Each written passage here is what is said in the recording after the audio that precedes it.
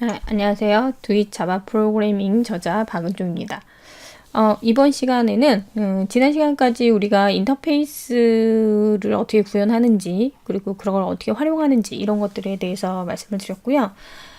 오늘은 그 인터페이스의 여러 가지 요소들을 좀 더 말씀을 드리고 자바 8부터 추가된 요소들이 좀 있어요. 그래서 그런 것들을 또 말씀을 드리고 그 다음에 인터페이스들도 상속을 해서 사용할 수가 있거든요. 그래서 인터페이스 상속하는 방법, 그 다음에 클래스 익스텐즈하고 인터페이스 임플리멘트 같이 해서 그 구현하는 경우가 종종 있습니다. 그래서 그렇게 하는 이런저런 방법들에 대해서 인터페이스 나머지 이야기들을 마저 해보도록 하겠습니다. 지난 시간에 말씀드렸듯이 인터페이스에 이제 선언되는 변수는 모두 상수로 변환된다라고 말씀을 드렸고요. 그 다음에 메서드를 선언하게 되면 메서드는 구현이 없는 추상 메서드로만 되어 있다.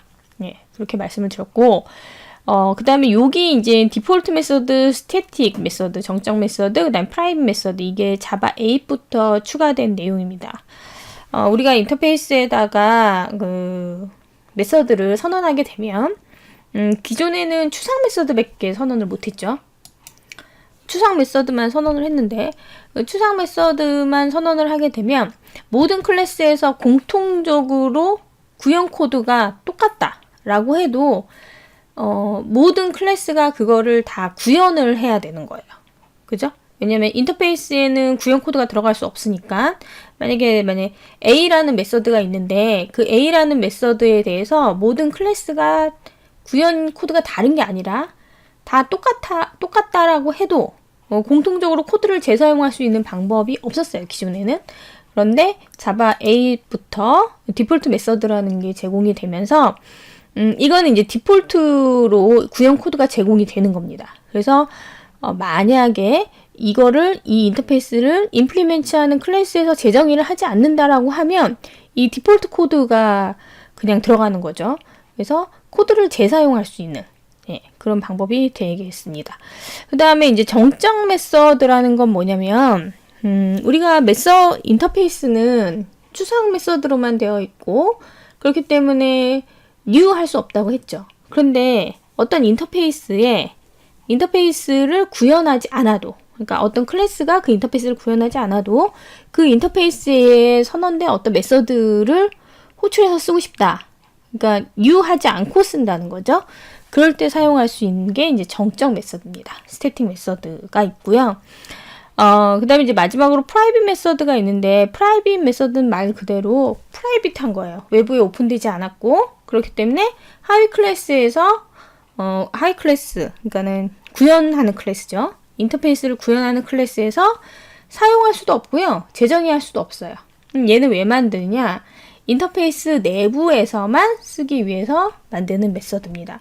그래서 이런 구현부가 그전까지는 상수와 추상 메서드만 제공됐을 때 자바 7까지는 구현 코드가 없었는데 이런 디폴트 메서드, 스태틱 메서드, 프라이빗 메서드들이 들어가면서 구현 코드가 제공되고 있기는 해요. 구현 코드를 제공할 수 있다고 해도 그렇다고 해서 인터페이스가 뉴될 수 있는 건 아닙니다. 인터페이스는 구현을 인터페이스를 임플리멘트한 클래스에서 구현을 해야만 뉴해서 그 인스턴스화 될 수 있다. 인터페이스가 인스턴스화 되는 건 아니죠. 구현된 클래스가 인스턴스화 되는 거니까. 그렇게 이해하시면 될 것 같습니다. 그래서 이제 우리 디폴트 메서드를 한번 만들어 볼게요. 지난 시간에 우리가 작업하던 데를 잠깐 보시면 칼크라는 데가 있었죠. 여기까지만 했는데 여기다가 디폴트 메서드 쓰실 때는 디폴트라는 키워드를 쓰시면 되고요. void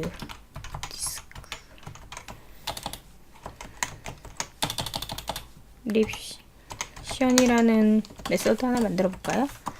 그냥 간단하게 로그만 하나 찍을게요.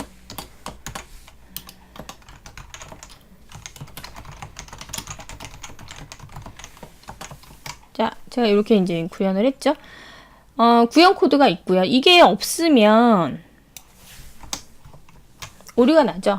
그죠? 왜냐하면 구형 코드를 가질 수 없으니까. 그래서 얘는 스태틱이거나 디폴트로 바꿔라. 디폴트 메서드가 우리가 일단 만들었습니다. 이렇게 만들게 되면 칼카 테스트 쪽에서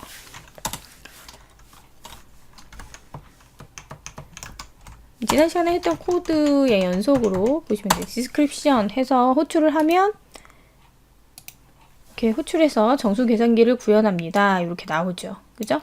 그래서 내가 구현을 하지 않아도, 그러니까 지난 시간에 말씀드렸듯이 하나의 인터페이스가 있다라고 하면 그 인터페이스는 여러 클래스들로 구현될 수가 있어요. 지난 시간에 우리가 뭐를 봤었냐면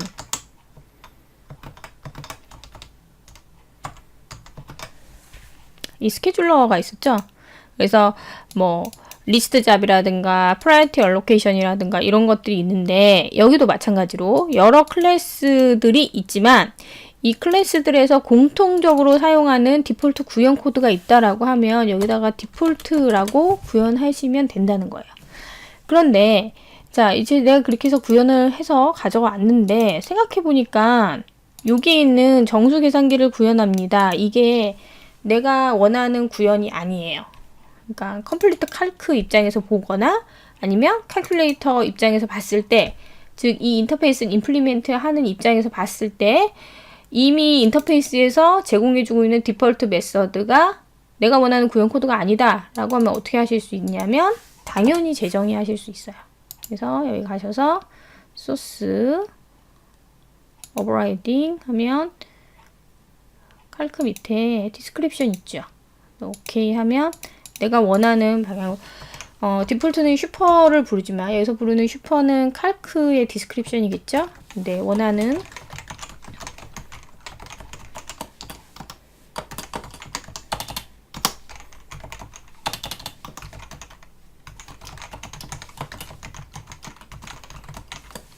제가 이렇게 만들었습니다. 그리고 나서 테스트해서 런을 해보시면, 자, 메서드 오버라이딩, 버추얼 펑션, 버추얼 메소드, 가상 메소드 방식에 의해서 인스턴스의 메소드가 호출된다 라는 거를 아실 수 있습니다. 자, 이게 이제 디폴트 메소드고요. 그 다음에 스태틱 메소드를 한번 볼까요? 스태틱 메소드는 역시 키워드를 스태틱을 쓰시면 됩니다. 제가 어떤 어레이를 받아서 이 어레이의 모든 합을 구하는 거를 한번 계산해 볼게요. int i inst 4죠. 플러스 이퀄 i 하시고 return 이렇게 하시면 됩니다. 자, 요거는 스태틱이고요. 말씀드렸듯이 스태틱 키워드를 가진 애는 인스턴스의 생성과는 상관없이 사용할 수가 있다라고 말씀을 드렸죠.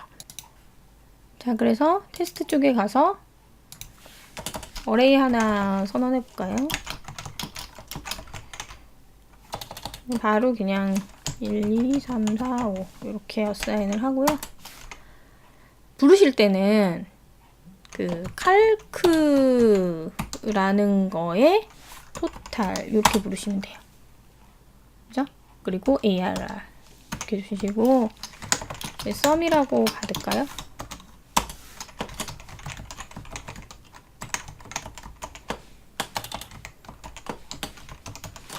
(1부터 5까지) 더하는 15 이렇게 나오죠.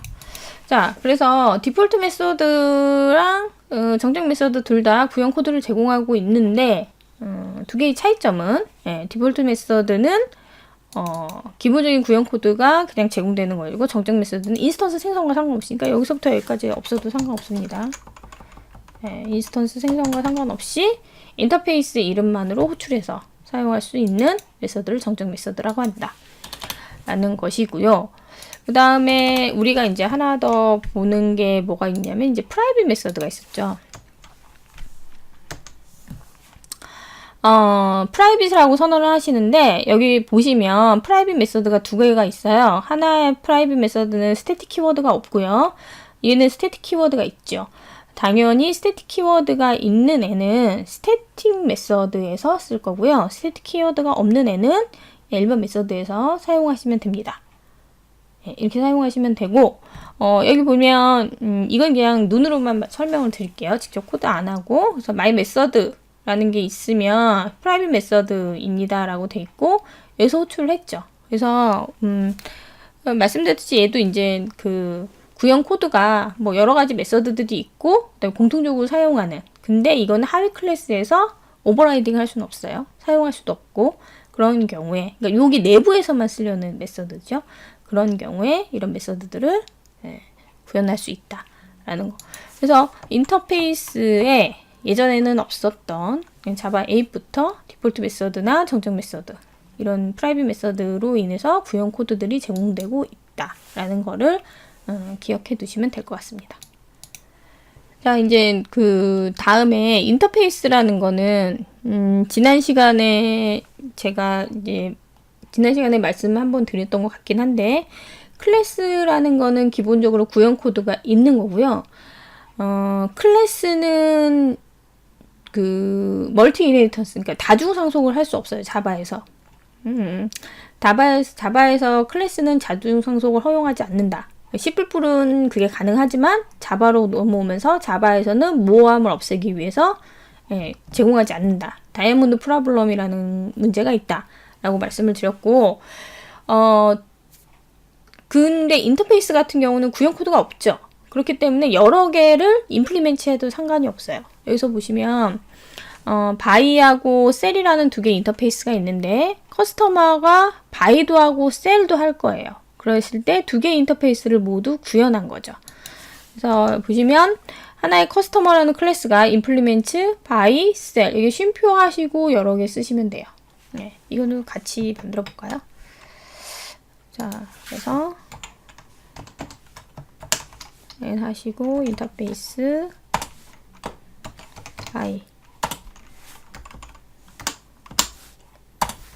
void by, 그리고 여기 또 하나 인터페이스 셀.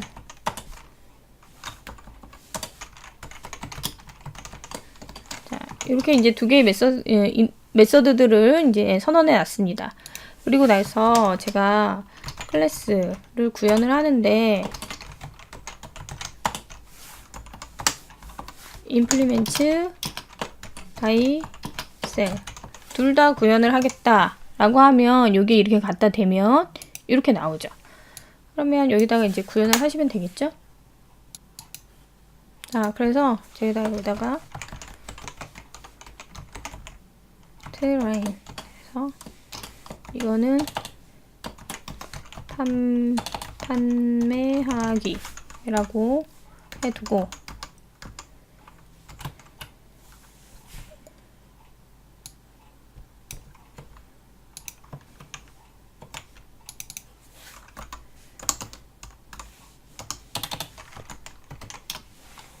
네, 이렇게 했어요. 이렇게 이제 두 개를 구현해서 사용하실 수 있다라는 거고요.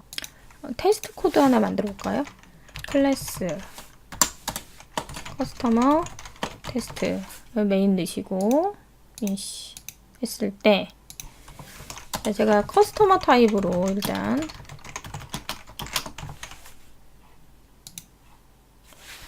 커스터머 이렇게 만들었어요. 그리고 나서 이 커스터머를 어디다가 대입할 수 있냐면 바이 타입에 대입할 수 있죠. 그죠? 왜냐면 커스터머는 바이라는 인터페이스의 타입을 임플리멘트 했으니까. 그래서 이렇게 해서 봤을 때 바이점 해서 보면 이제 바이라는 메서드밖에 못 써요. 바이 커스터머라고 할까요?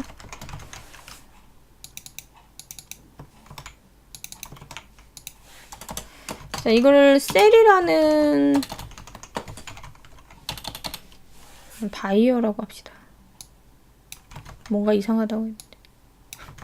셀러. 자, 이 역시 커스터머 역시 셀이라는 인터페이스의 변수에 대입할 수가 있습니다. 그죠? 그 다음에 셀러의 셀 셀러라는 인터페이스에 대입을 하게 되면 셀만 호출할 수가 있죠.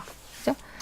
얘가 지금 커스터머의 입장에서 보면 바이도 있고 셀도 있어요. 그죠? 예. 이 변수, 이 인스턴스의 타입이 커스터머일 때는 커스터머의 메서드를 모두 쓸 수가 있지만 이 타입을 어떤 변수에다가 바인딩 했느냐에 따라서 대입했느냐에 따라서 그때 호출할 수 있는 게 이제 한정적으로 제한이 됩니다. 그래서 셀이라는 인터페이스에다가 얘를 대입을 하게 되면 셀이라는 인터페이스가 제공하는 메서드만 호출할 수가 있는 거죠. 자, 그래서 이렇게 사용하는 경우들도 있어요. 인터페이스를 이제 이 객체가 여러 개의 인터페이스를 임플리멘트 했다라고 해도 오픈된 인터페이스가 뭐냐에 따라서 사용할 수 있는 그 메서드가 한정적일 수 있다라는 거죠. 자, 그런데 이제 잠깐 뭐를 볼 거냐면 디폴트 메서드가 있었어요. 여기에. 그래서 제가 void order라는 이름의 디폴트 메서드를 만들었죠.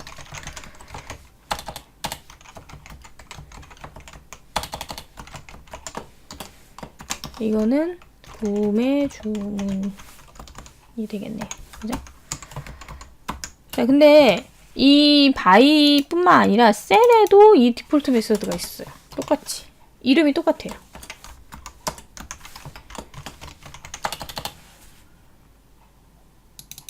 복사해올게요, 그냥.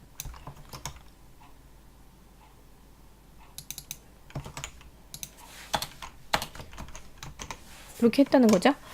자, 그리고 나서 보면 이제 이 커스터머에서 오류가 생기죠. 왜냐면 여기서 뭐라고 하냐면 디폴트 메서드의 이름이 똑같다라는 거예요. 그래서 듀플리케이트 됐기 때문에 네가 뭔가 오버라이딩을 해야 되지 않겠느냐.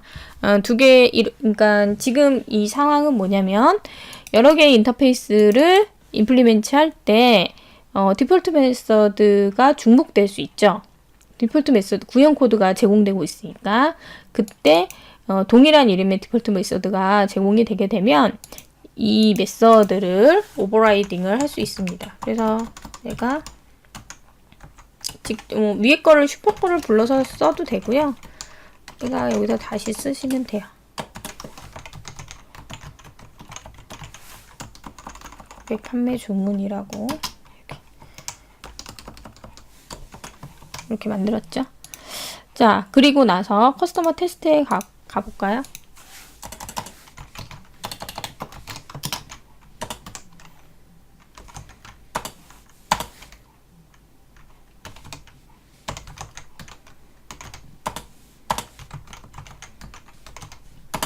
자, 요때 불리는 오더가 뭐죠?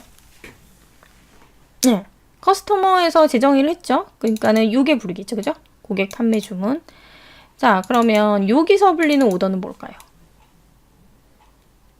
여기서 불리는 오더는 뭘까요? 런 해볼까요? 런 해보시면 다 고객 판매 주문이 보여요. 자, 이게 뭐예요? 가상 메서드죠. 그죠? 이거를 가끔 헷갈리시는 분들이 계세요.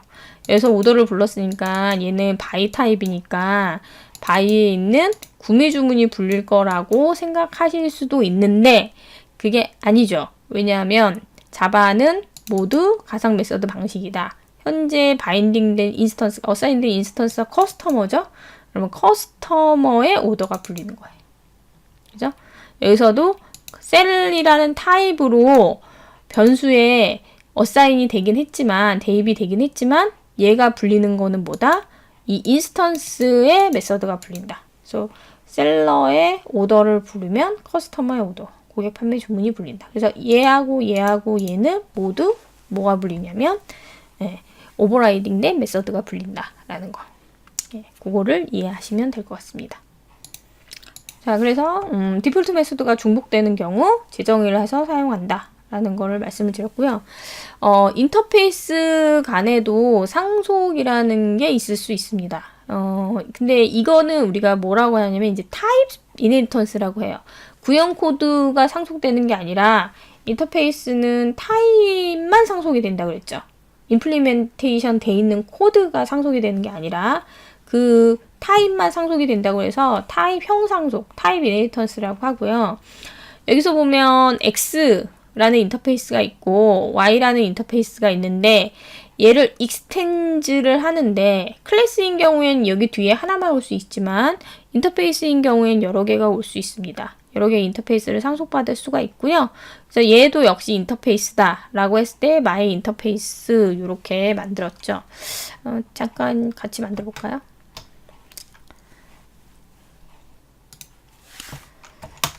간단한 코드니까 X 왜 여기다 왜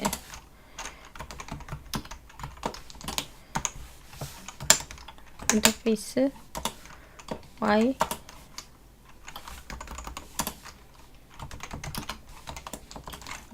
이렇게 돼 있고 그 다음에 인터페이스 my 인터페이스 이거 했을 때 익스텐즈 했는데 X, Y 이렇게 둘 다 쓸 수 있다라는 거죠.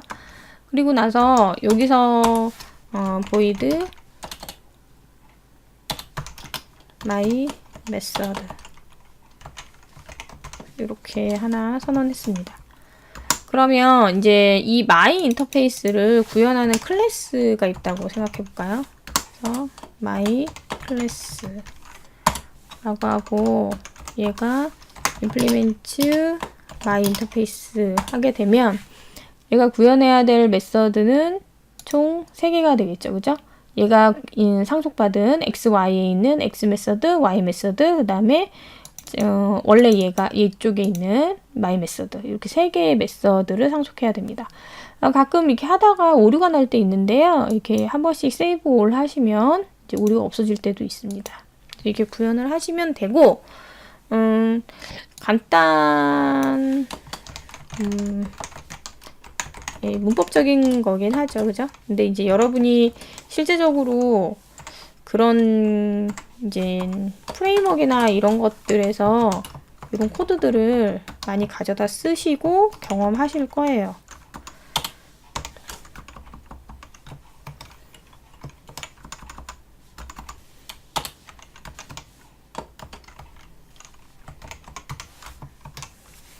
자, 그래서 테스트 코드가 있을 때 여기 밑에다 만들어볼까요? 클릭.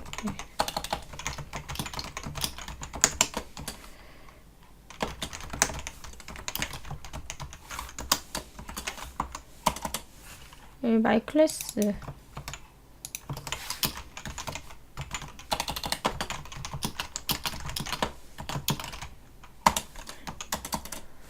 네, 마이 클래스 상태에서 보시면 여기서는 X 메서드 쓸 수 있고요. 그다음에 Y 메서드 쓸 수 있고 그다음에 Y 메서드 모두 쓸 수 있죠. 근데 이거를 아까 말씀드렸듯이 마이 클래스가 X 인터페이스를 구현했으니까 마이 클래스를 X 인터페이스 타입에다 제공을 하게 되면 X 뭐 클래스라고 할까요? X 클래스 변수가 쓸 수 있는 거는 X 메서드밖에 없다라는 거. 예. 그래서 요거는 방금 전에 우리 커스터마 했던 거랑 비슷한 원리죠. 그래서 클래스 인스턴스가 생성이 됐다라고 해도 그 인스턴스가 어떤 타입에 대입이 됐느냐에 따라서 사용할 수 있는 메서드는 한정적일 수 있다라는 거. 예, 요거는 같이 같은 방식으로 이해하시면 될 것 같습니다. 그래서 인터페이스는 여러 개를 상속받을 수 있고 이 상속받은 인터페이스를 구현할 때는 가지고 있는 모든 추상 메서드를 구현해야 된다라는 거를 기억해 두시면 될 것 같습니다. 자, 이제 마지막으로 우리가 이거 실제 코드에서 많이 쓰는 방법인데요. 여기 보시면 쉘프가 있고요. 그 다음에 Q라는 애가 있는데 얘는 이제 이탈릭체로 돼 있죠. 얘는 인터페이스고요. 얘는 쉘프는 이제 클래스입니다. 그래서 제가 책장을 만들 건데 책장을 어떻게 만들 거냐면 쉘프라는 클래스를 상속을 받고 여기는 구현 코드가 있어요. 그 다음에 Q라는 인터페이스의 기능을 구현한 임플리멘트 해서 만들 겁니다. 이렇게 많이 써요. 그래서 extend 클래스, implement 인터페이스. 순서는 클래스가 먼저 나옵니다. 그래서 extend 클래스, implement 인터페이스 하고 이 인터페이스는 여러 개 올 수 있어요. 여러 개 올 수 있다라고 말씀을 드렸습니다. 자, 그래서 이렇게 만드는 것들이 이제 많이 이제 우리가 실제적으로 말씀드렸듯이 이제 프레임워크 같은 거를 가져다 쓸 때 이미 구현되어 있는 코드가 있고 그 일부를 우리가 구현해야 될 때 프레임워크는 우리가 이제 구멍을 메꾸는 코딩 방법이에요. 로직의 순서는 모두가 정해져 있고 어떻게 호출될지도 다 정해져 있어요. 우리가 하는 일은 뭐냐면 그 빈칸을 메꿔서 이 프레임워크가 내가 원하는 구현 코드대로 돌아가게 하는 그런 것들. 안드로이드나 뭐 스프링이나 다 마찬가지죠.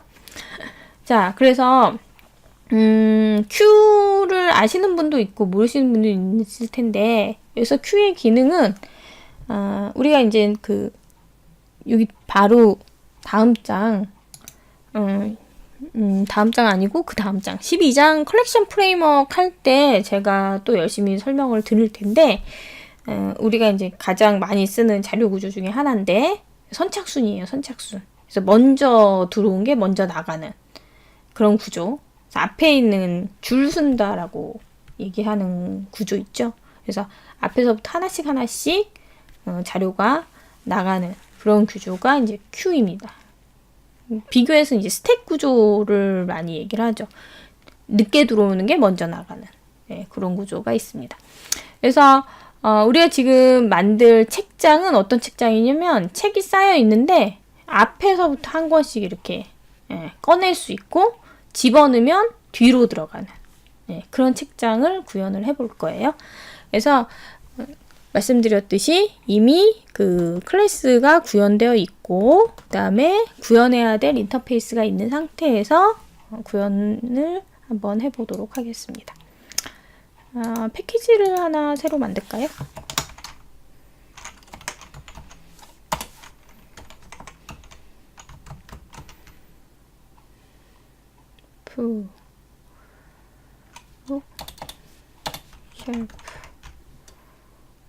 쉘프라고 하고요. 자, 일단 인터페이스가 있어요. Q라는 인터페이스가 있고 이 Q라는 인터페이스에는 세 개의 메서드가 선언되어 있는데 void in Q 그래서 뭐가 들어가요. 그 다음에 DQ는 꺼내는 건데 몇 번째에서 꺼내는 게 아니라 무조건 맨 앞에서 꺼냅니다. 선착순이라고 했죠? 그래서 선입 선출 first in, first out이라고 우리가 먼저 들어온 게 먼저 나가는 이런 구조입니다. 그 다음에 int 전체 몇 개의 요소를 가지고 있느냐라는 get size를 구현하도록 이렇게 선언이 돼 있는 Q라는 인터페이스를 만들어 놨습니다. 그리고 클래스 이 쉘프가 있죠. 쉘프라는 클래스를 보시면 무언가를 이렇게 쌓을 수 있는 자료 구조를 하나 가지고 있어요. private array 그 자료 구조가 뭐냐면 array list예요. 그래서 얘가 가지고 얘는 string을 가지고 있고요. Shift O 하면 array list가 import가 되죠. public 해서 컨스트럭터에서 디폴트 컨스트럭터이죠. 디폴트 컨스트럭터를 직접 구현하셔도 돼요. 직접 구현하셔도 되고 지금은 뭐를 하려고 하냐면 array list를 생성하려고 합니다. 이렇게 만들어 놨죠. 그리고 나서 이제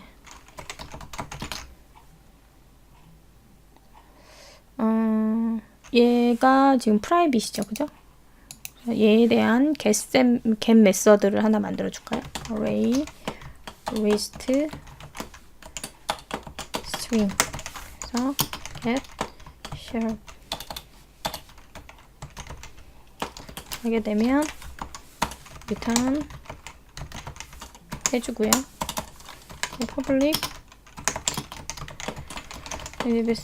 몇 개가 들어가 있냐라고 하면 이 array 리스트에 보시면 size라는 메서드가 있어요.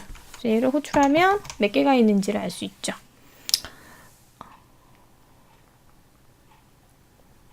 잠시만요. return. 자, 이렇게 했습니다.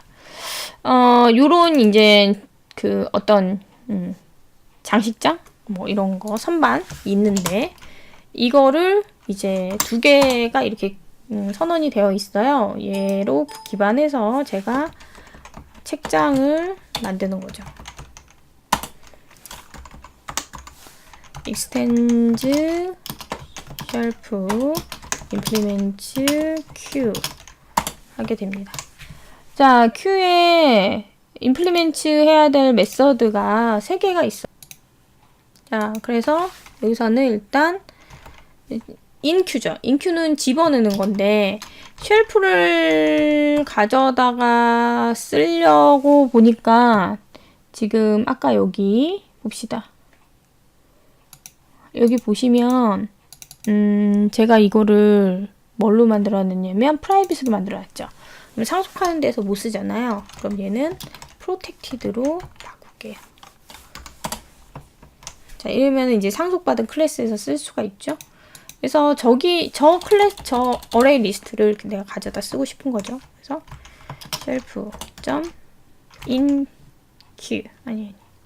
add 하면 되죠. 타이틀. 자, 그러면 하나가 이렇게 들어갈 거예요. 그 다음에 꺼내는 거를 생각을 해보면 그 어레이 리스트에서 하나를 꺼낼 건데 어디서 꺼내냐면 맨 앞에서 꺼낼 거예요. 근데 이게 get은 아니에요. get은 그 어레이 리스트에 요소가 남아있고 하나를 그냥 어떤 놈인지를 보는 게 get이고요. 참조하는 게 get이고 우리가 지금 할 거는 어레이 리스트에 개수를 하나 제거할 거예요. 맨 앞에 있는 걸. 그러면 그때는 뭐를 쓰셔야 되냐면 이럴 때 여러분들 이제 헬프를 찾아보시는 건데 remove를 쓰시면 돼요. remove를 쓰시고 여기 remove에 보면 여기 뭐 옆에 설명이 잘 나오죠. 그래서 몇 번째 거를 꺼낼지를 여기 안에다가 쓰면 된다.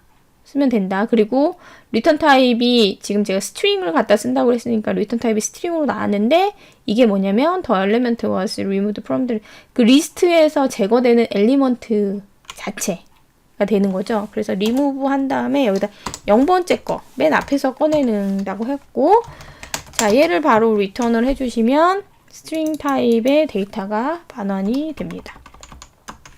그 다음에 사이즈는 요 밑전에 뭐가 있었냐면 여기에 get count 있죠? 네, 요거를 그대로 쓰시면 되겠네요.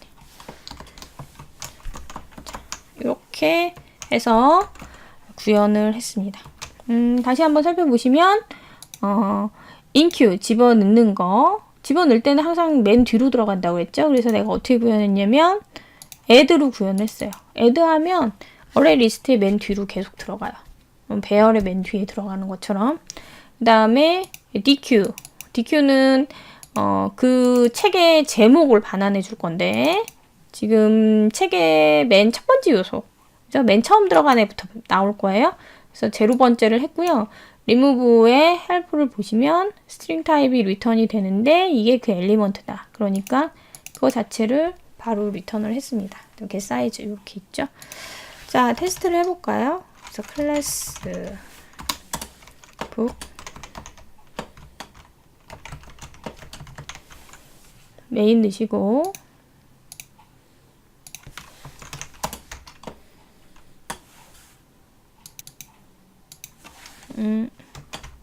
인터페이스 타입으로 선언해 볼까요?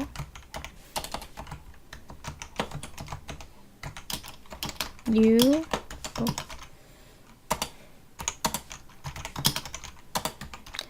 in queue 해서 태백 3맥 1권부터 3권까지만 넣어보자.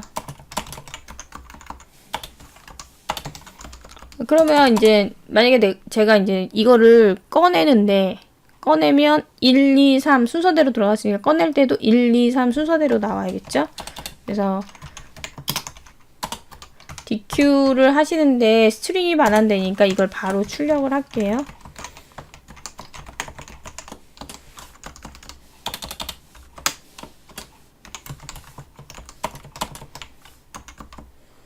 네, DQ를 하나씩 부르면 맨 앞에 있는 놈이 이제 하나씩 나오겠죠?